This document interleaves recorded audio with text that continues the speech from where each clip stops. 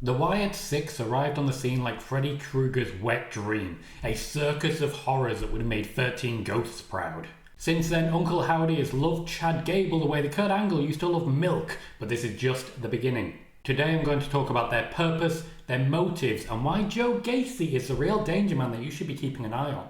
We'll also be talking about the involvement of the returning Alexa Bliss, Braun Strowman, as well as why the Six are currently incomplete. I mean, there aren't 6 of them, so that likely doesn't surprise you. Welcome to Uncle Howdy's basement, take a seat and enjoy the ride.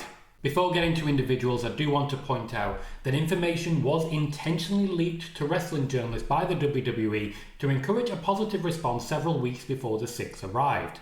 The information did contain the names of each individual member of the Wyatt Six, and that we wouldn't be seeing anything particularly spooky, scary, voodoo as we did previously with Bray Wyatt. That's not entirely the case, but certainly in Phase 1, focused on Uncle Howdy, it will be.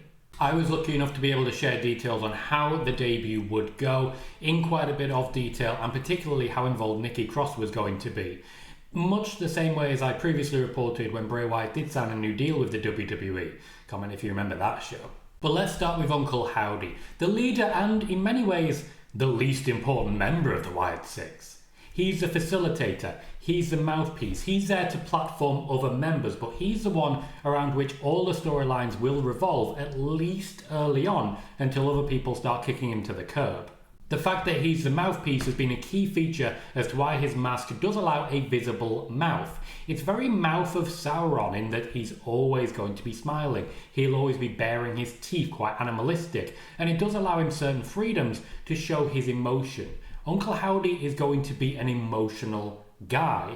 The Fiend was never emotional, but Bray Wyatt himself, when they actually balanced it out, was going to be. Uncle Howdy will be 2 sides of the same coin. He will be emotional, he will share how he feels, and he will be able to speak for other members apart from one. Several different mask options were considered before they landed on the current one, but they were all very similar. They do have other options, and there are multiple masks that have been made, meaning that he can make changes late in the day, and we've seen some of those pop up already. The importance really with all the masks is that his emotions will be visible. The point of view of the story for Phase 1 will be from the point of view of Uncle Howdy, and he has a story to tell. It's about grief, it's about pain, it's about loss, and it's incredibly relatable because of that. There are definitely inspirations from big Marvel shows like WandaVision. It's a bit of a WWE versus Marvel, the Wyatt Six. One key feature to be aware of though is that Uncle Howdy is not Bray Wyatt. There is very little actual overlap between the characters. Uncle Howdy was supposed to, in the Bray Wyatt universe, be a haunting figure, dragging Bray back into the darkness, but that is not who this Uncle Howdy will be. If anything, the name is the only thing that the characters actually share. That's why we're also seeing the individual interviews establishing these different characters. Uncle Howdy will be the name for a while, but Bo Dallas will eventually re-emerge. The story of grief is not Uncle Howdy's, it's Bo Dallas's. It also allows us to look at Uncle Howdy as this non-ethereal character. He is a person who is currently wearing a mask. Those interviews are about the individual beneath the mask, and while he is wearing the mask out in public as it were, I do think Uncle Howdy will be one of the first to unmask long term. The first of many, all but one are likely to unmask pretty quickly. The one likely to retain the mask for longest is Nikki Cross, and she provides a very distinct role in this particular Howdyverse. The Nikki Cross character is a herald. She is a beacon. She is a sign of things to come. And in many ways, while she's not necessarily the stalker of the group, we will see a Nikki Cross that we have seen before in the NXT days, who appears as a sign that something bad is about to happen. Her job is most important early on. She is the focal point. She's where your eye is supposed to move to. And that's one of the reasons she has several masks as well. There are different masks that she's going to be wearing because the mask will be what shows the emotion, not Nikki Cross herself. We know who it is. She will be open about this, but she will be hiding for quite a while how she's feeling underneath the mask. She will only show what she wants you to see, and that's important. It also means that while Uncle Howdy may not be the spooky, ethereal character, Nikki Cross definitely will still hold on to an element of that. In fact, holding on to the past is kind of this version of Nikki Cross's whole thing, because Abby the Witch is not Sister Abigail. There's always been lots of conflicting opinions as to the Sister Abigail character, but a key thing to always be aware of is that she is dead and gone, and it is Bray Wyatt who could not let go. That has now moved on to Nikki Cross, who takes that element of the Bray Wyatt character. She cannot let go of Sister Abigail. She is Abby the Witch. She is how Sister Abigail was viewed through Bray Wyatt's eyes, but she is not herself Abigail. That is left in the past. Every Bray Wyatt story ever told, and that includes this one, features some element of Sister Abigail. But the Nikki Cross version is a tribute act. She's the tribute act for Death Clock. She looks and acts sort of like Sister Abigail would have, but not really. Because, to be blunt, they don't have Bray Wyatt to work from, unfortunately. Cross will make numerous background appearances, always keep an eye out for her because she will tell you what the Wyatt Six are planning next. She's a horror element, she's a Minecraft creeper appearing in the middle of the night. We're going back in time to when Nikki Cross knew what happened to Aleister Black, and she wasn't willing to tell just yet. We're seeing that NXT character reborn. The only character that really doesn't have any involvement is the almost a superhero version, but that always felt really out of place anyway.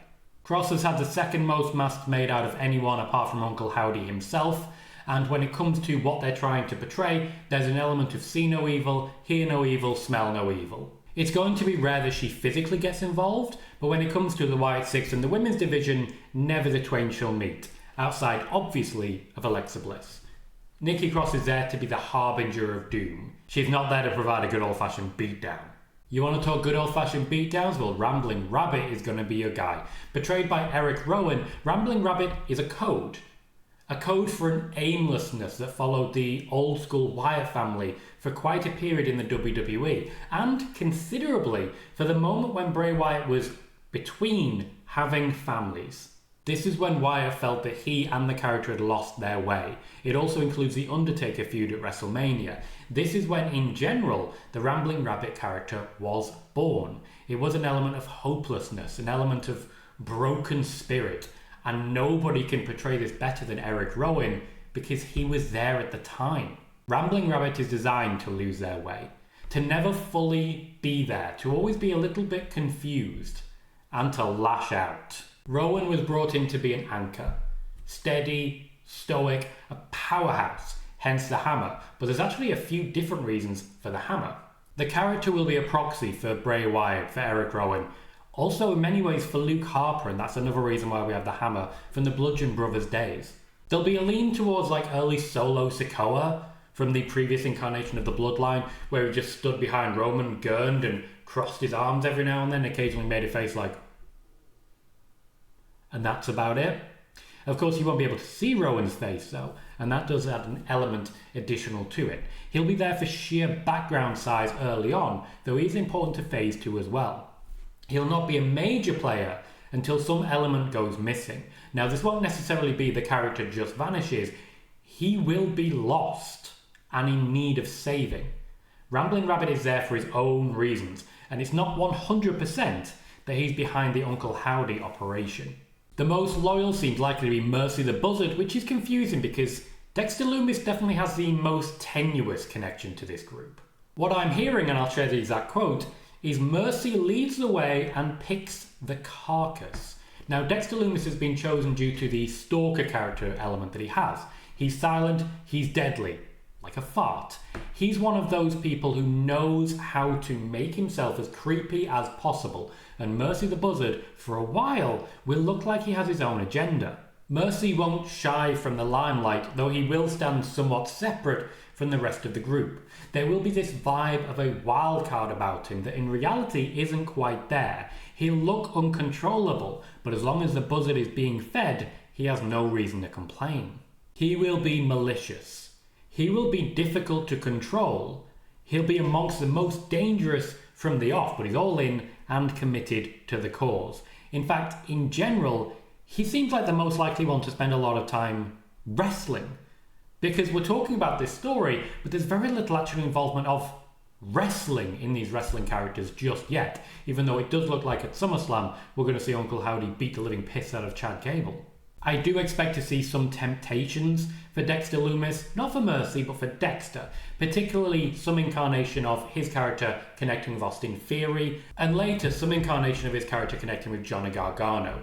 Indy Hartwell, I'm not sure, primarily because while that may tempt Dexter Lumis, Nikki Cross would put a stop to it immediately. Speaking from a wrestling perspective, the most likely tag team in the group, if for example Uncle Howdy is going for major championships and Nikki Cross is going for women's championships, the most likely tag team seems to be Rambling Rabbit and Mercy the Buzzard. That allows Joe Gacy to go elsewhere, but Joe Gacy has his own path to follow anyway. Regular viewers of my Monday and Friday live shows will be aware of a phrase, watch the pig, and that refers to Huskus the pig portrayed by Joe Gacy. Watch this guy.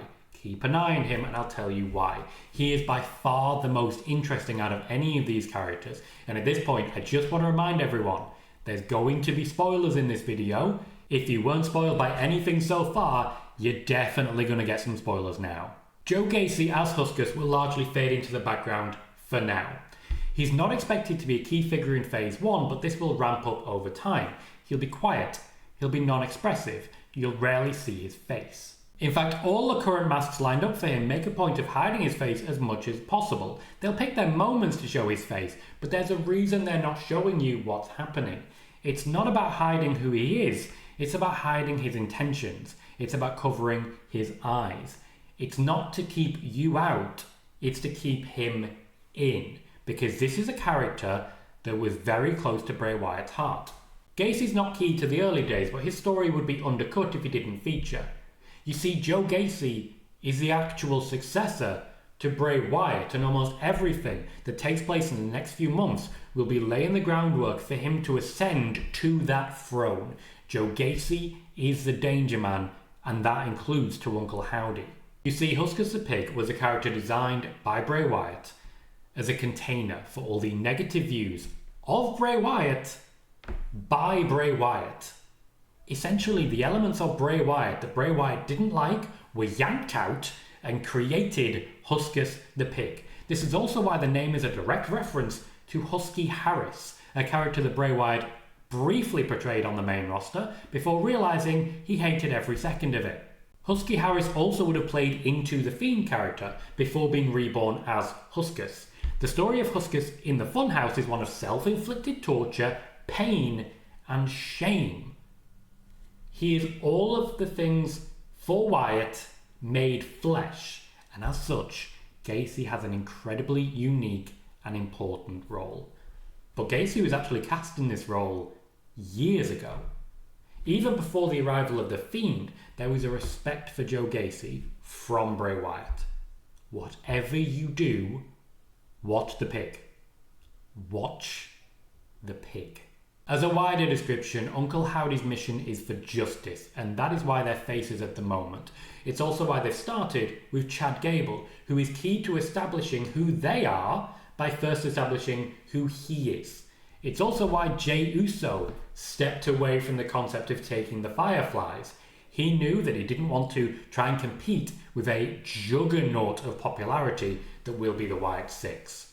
Right now, it's fairly relaxed. It's a little bit tongue-in-cheek, and we're still establishing these characters. But over time, it's going to get darker. Things will start a little more relaxed and a little bit Hercule from Dragonball Z, but it's all smoke and mirrors. It's a trick. Howdy himself is not necessarily a dark character, but others around him are, and over time his mission will be forced to deviate. One of the reasons that they changed the name from the Wyatt Six, as in the number, to SICKS, and you can't teach that, is the concept that we're looking at circus freaks. We're looking at deranged lunatics. We're not looking at undead wizards. We also need to remember, though, some of them are crazier than others. As regards Braun Strowman and Alexa Bliss, they will engage with the Wyatt Six shortly after Alexa Bliss's return. She wants to work with them, Strowman wants to work with them. There have already been discussions as to how to make that happen, but they represent the old world. And not in a way that Eric Rowan does, where he's a throwback that fits the current narrative. They represent a time that has passed.